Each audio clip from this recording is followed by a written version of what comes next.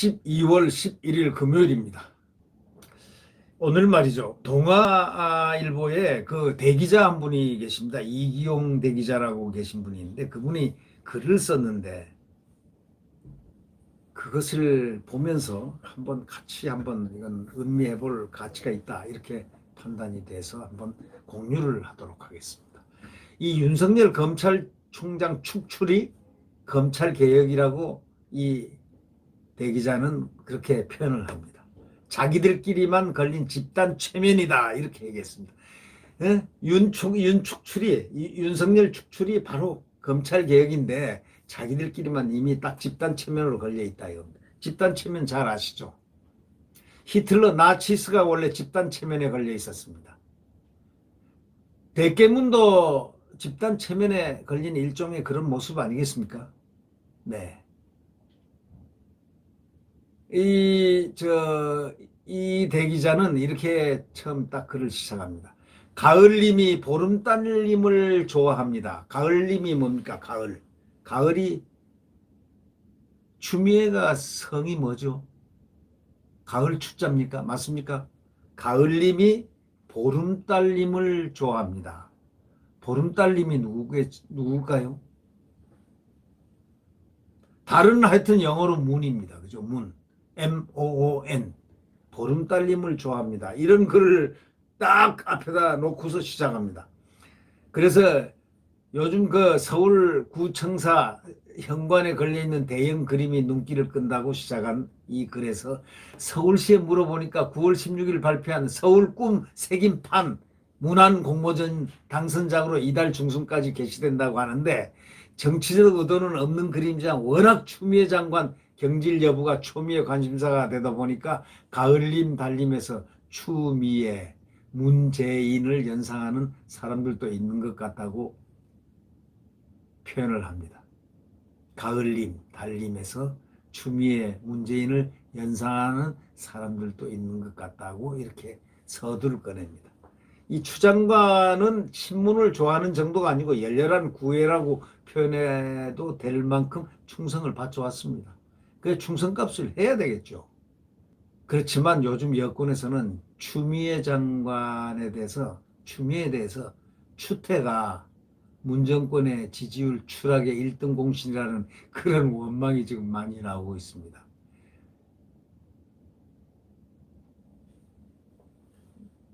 인민위원회를 연상시키는 방식으로 검찰총장을 내쫓아내려 하고 공수처법의 유일한 정치적 독립장치마저 서슴없이 파괴하는 이 모든 폭주, 혼돈 다 추미애 탓으로만 돌릴 수 있겠습니까? 이 기자는 그렇게 질문합니다.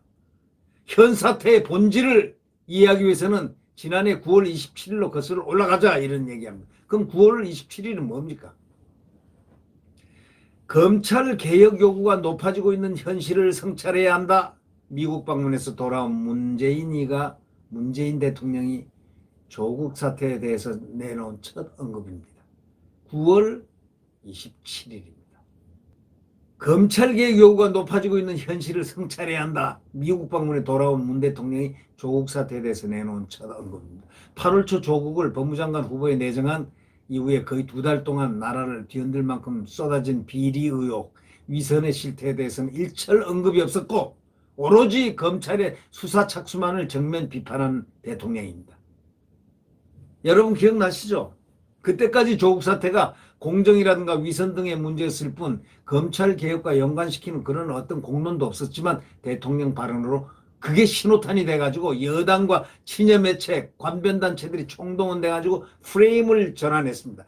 다시 말하면 검찰 개혁이 윤석열 축출이다 라는 기발한 프레임을 만들었다 이런 얘기입니다. 그러니까 이거는 문 대통령의 첫 선보인 작품이다 이겁니다. 추미애는 성정이 유별난 행동대장에 불과한 것일 뿐이라고 대기자는 그대로 표현합니다. 추미애는 성정이 아주 유별난 행동대장에 불과하고 실제로는 문 대통령이다 이런 얘기입니다. 친문이 윤석열과 검찰개혁을 연결시킨 유일한 논리 바로 그거는 조국에 대한 검찰 수사가 과잉돼 있고 먼지털이식 수사 그렇기 때문에 검찰권 남용했다. 그래서 이건 검찰 개혁해야 된다. 불순한 의도다. 이런 식으로 얘기를 전개하고 있습니다. 그렇지만 당시 언론들이 제기한 조국 일가 관련 의혹들은 열거하기 힘들 정도로 산더미 같았다고 표현합니다. 만약에 검찰이 한두 개만 추려가지고 이렇게 부분 수사했다면은 봐주기 수사라든가 덮어주기 수사 이런 식으로 국민들에게 얼마나 비판을 받았겠습니까? 그렇지 않았기 때문에 검찰이 비판을 안 받는 겁니다. 그거는 검찰이 비판을 안 받는다는 거는 이 정부가 정권이 오히려 문 대통령이 고마워해야 되는 거 아니겠습니까? 저는 그렇게 생각합니다. 왜? 이 정권 자체가 공정하고 대통령이 맨날 입버릇처럼 얘기했듯이 공정하고 정의로운 그런 정권이란 소리를 들었을 겁니다. 그런데 여기서 모든 것이 다 본성이 다 나왔다는 거죠. 뭐 이 이재용 기자가 얘기하는 대기자가 얘기하는 부분은 바로 이 프레임 자체가 바로 여기서 출발했다. 9월 27일 날이다. 이런 얘기입니다. 미국에서 돌아온 문재인 대통령이 첫 일성으로 이 프레임을 만들었다는 것. 많이 연구했을 것이라는 얘기입니다. 네. 얼마 전에 그냥 개는 훌륭하다라는 프로그램 재방송을 봤다고 이 기자가 얘기합니다. 본인이 이 개는 훌륭하다는 프로그램 재방송을 봤는데 대형견이 산책길에 주인이 목줄을 당기자 주인까지 물려고 할 정도로 공격성을 보였다는 겁니다. 강영욱 훈련사도 진땀 흘렸다는 겁니다. 그거 원래 재방송 됐습니다. 개는 훌륭하다는 지금 프로그램이 있습니다. 이 개조련사 강영욱 훈련사가 진땀을 흘리고 저도 봤습니다. 물리고 깨물리고 상처가 엄청났습니다. 아마 개 훈련사 아마 치욕의 날일 것입니다. 왜? 자기가 이렇게 했는데 자기까지 깨물어 댔으니까 말이죠. 문 대통령은 검찰이 자신의 아바타격인 조국에게 칼날을 겨누니까 주인에게 대드는 맹견의 모습을 봤을 것입니다. 적폐 수사 때는 가차없이 물어뜯는 검찰이 이뻐 어쩔 줄 몰랐는데 막상 그 송곳니와 발톱이 자신을 향할 수 있다고 생각하니 아찔하고 끔찍했을 거다 이렇게 표현하죠. 문 정권의 큰 착각은 뭐냐? 정권이 맹견의 주인이라고 생각했다는 바로 그 점이라고 아주 특이한 말을 합니다. 보십시오. 문 정권의 큰 착각이 뭐냐? 이 정권, 이 권력 자체가 맹견의 주인이라고 여기는 바로 그 점입니다. 맹견의 주인은 국민과 헌법입니다. 자, 이제 우리가 중요한 얘기가 여기 나옵니다. 맹견의 주인은 대통령이 아니라 국민과 헌법이라는 얘기죠. 어떤 정권이든 청와대를 비롯한 정치 권력은 맹견이 가장 예리하게 감시해야 할 잠재적 대도로 여겨져야 한다는 얘기를 거침없이 하고 있습니다. 맞습니다. 정치 권력을 맹견이 아주 날카롭고 예리하게 감시를 해야 될 필요가 있습니다. 언론이 그래야 언론은 환경을 감시하는 겁니다. 원래가. 제가 옛날에 레지던트 시절에 바로 전전해서 제가 서울대학교 신문대학원을 다닌 적이 있었는데 그 신문학과가 대한민국에 하나밖에 없었습니다. 대학원이. 지금은 뭐 많지만 그때는 유일한 대학원입니다. 거기 신문학과. 서울대학교 신문대학원. 김규환 교수라고 언론의 대학원의 효시입니다. 거기. 그리고 그 당시에는 이 대학원 석사 과정이 거기가 최고학위였습니다. 신문학의 최고학위. 최초로 생긴 대학원이 서울대학교 신문대학원입니다. 지금은 이제 그 대학원이 없어지고 언론정보학과 대학원 언론정보학과로 편입이 됐지만 그때 최초의 대한민국의 석사 과정으로 신문학 전공이 신문방송학 전공이 처음 들어왔었습니다. 그때 제가 어떻게 운이 좋아서 시험 보고 그때 아주 치열했습니다. 거기 경쟁률이 굉장히 치열했는데 저는 운이 좋아가지고 그 당시에는 뭐 방송 경력이고 뭐고 뭐 그런 것이 없어가지고 시험으로 이렇게 들어갔는데 합격을 했습니다. 거기 마치고 나면은 그 당시에 그 수요가 대학에서 엄청나게 많아서 여기저기서 오라고 할 그럴 때 그 신문대학은 아주 값이 아주 높을 때입니다. 근데 처음에 딱 첫 강의에 들어갔는데 김규환 교수라고 그 대학원장이죠. 그 당시 신문대학원장. 그 김규환 교수가 딱 첫 강의에 국가발전에 대한 윌버 슈람 교수의 얘기를 하면서 언론에 대한 얘기를 했습니다. 언론은 제일 중요한 것이 환경감시다.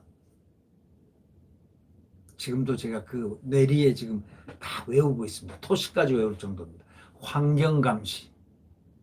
바로 지금 그걸 얘기하고 있는 거죠. 이 맹견이란 거는 환경감시입니다. 이 환경은 어떤 환경이냐? 권력의 환경을 감시하는 겁니다. 언론이 바로 그겁니다. 언론의 주 기능이 권력을 감시하는 겁니다. 이 권력이 바른대로 쓰여지는가, 헌법대로 쓰여지는가, 그 국가의 가장 기본적인 법대로 쓰여지는가, 안 쓰여지는가, 잘못 쓰여지고 있는가, 도둑질을 하는가, 나쁜 짓을 하는가, 이걸 다 감시하는 게 바로 맹견의 역할을 하는 것입니다. 그것이 언론입니다. 그러면 물론 맹견에게도 통제가 필요하죠. 그 통제가 두 기둥으로 이루어진다고 우리 이대 기자는 그렇게 얘기합니다. 하나는 정권이라는 투견꾼이 맹견을 사냥개 애완견으로 악용하지 못하도록 정치적 독립, 중립성을 보장하는 제도 장치입니다. 바로 이것을 갖다가 독립성, 중립성을 보장하는 제도적 장치를 윤석열이 원했던 겁니다.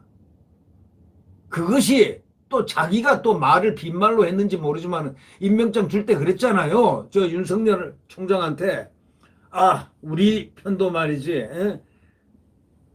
비리가 있으면 엄중하게 다루십시오.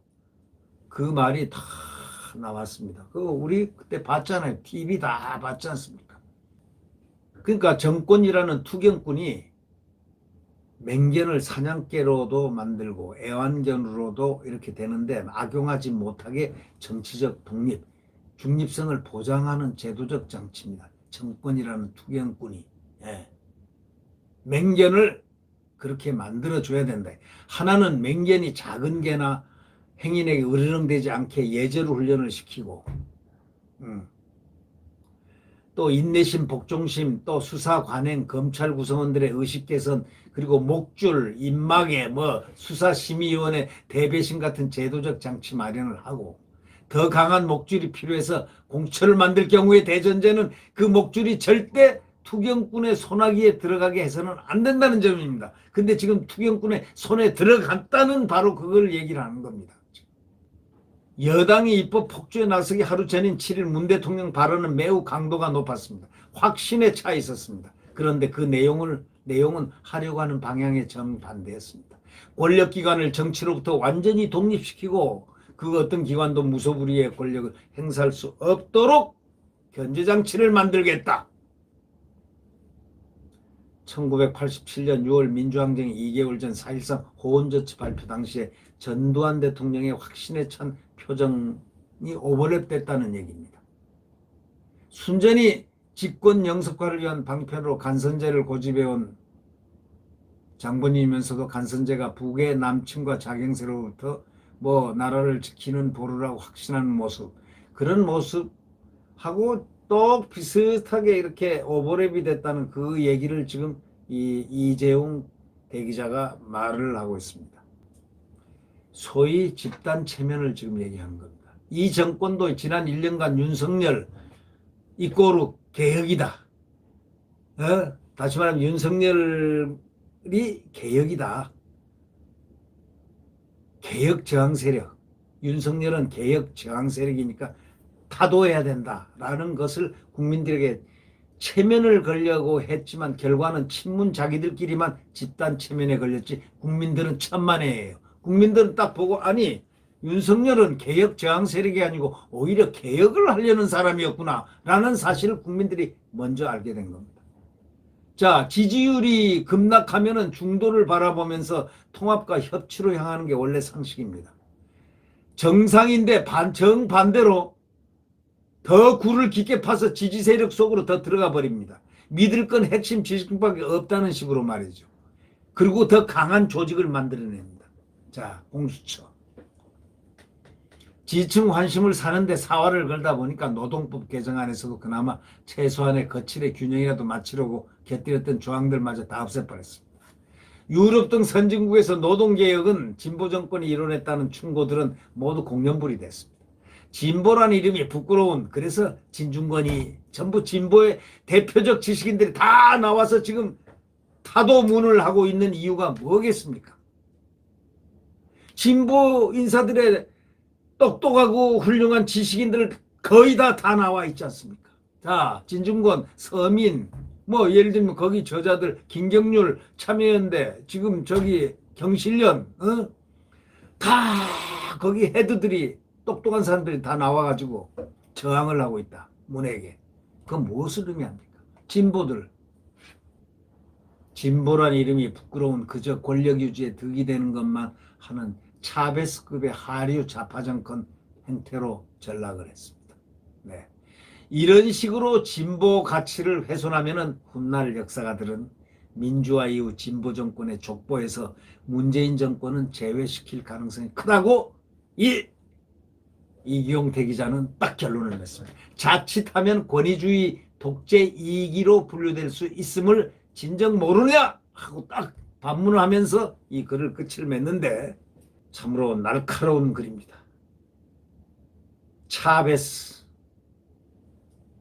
차베스급 하류 좌파 정권 행태. 이런 식으로 진보 가치를 훼손하면 훗날 역사가들이 민주화 이후에 진보 정권 족보에서 문재인 정권을 제외시킬 가능성이 크다라는 것입니다. 진보 정권이 아니다라는 겁니다. 권위주의 독재 이기로 분류될 거라는 걸 모르느냐고 외친 그 말이 상당히 귀에 절절하게 들려오는 바로 이 순간입니다. 네. 구독 버튼과 엄지를 눌러주시면 대단히 감사하겠습니다. 지금은 암흑 시대입니다. 암흑의 시대입니다. 그러나 내일 태양은 다시 떠오릅니다. 지금은 광풍의 시대입니다. 미친 바람이 질주하면서 불러대는 이런 광풍의 시대. 한동훈 검사장이 그런 얘기를 했죠. 지난 7월 23일. 얼마나 기가 찼으면 그 얘기를 검사장이 공포를 했겠습니까? 지금 광풍의 시대입니다. 네, 맞습니다. 광풍이 어저께 불었습니다. 그러나 국민 여러분, 대통령 지지율은 30%, 40%의 철벽이 부서졌습니다. 30%로 지금 추락했습니다. 30.7%, 37점 몇 %로. 어저께 발표됐죠? 네. 이제 레임덕입니다. 대통령 레임덕입니다. 기간도 얼마 남지 않았습니다. 1년 4개월 며칠 남았겠죠. 1년 5개월 정도 남았나요? 네. 그러면은 실제로 대통령은 1년 전부터는 힘이 빠졌습니다. 지금 5개월 남았습니다. 이 공수처로 회복을 하려고 할 것입니다. 그러나 공수처 만만치 않습니다. 자, 해가 지는 그리고 민심을 떠난 그분들은 어떤 모습으로 거기에 비춰질까요? 적용할까요? 적응할까요? 네, 뜻대로 모든 것은 되어지는 법은 없습니다.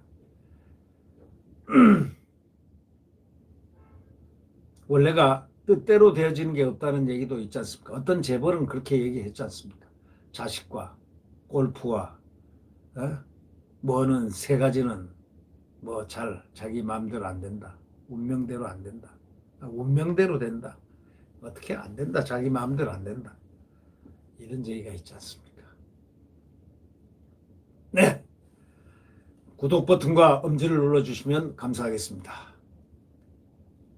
내일 태양이 다시 떠오르는 것을 믿고 또 오늘 즐겁게 또 명쾌하게 확신차게 살아나가야 될 것 같습니다.